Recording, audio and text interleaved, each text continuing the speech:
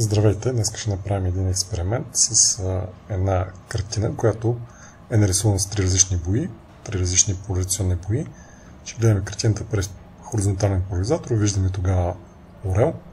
През вертикален поляризатор виждаме като риба, а когато не е поляризирана, виждаме като папагал.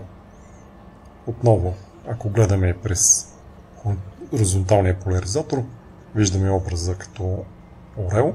През вертикалния поляризатор я виждаме като риба, а когато я гледаме през неполяризирана светлина, през поляризационен филтър, я виждаме като папагал.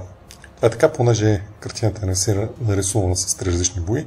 Едната е чувствителна към хоризонталната светлина, другата към вертикалната, а третата не е чувствителна към светлина, така че налагането на трета образа ни дава три различни картини. Ако ви е харесало видеото, може да се запишете за канала, да дигнете един палец нагоре. Ако искате да учите физика, запишете се да учите физика в физически факултет на Софийския университет. Чао!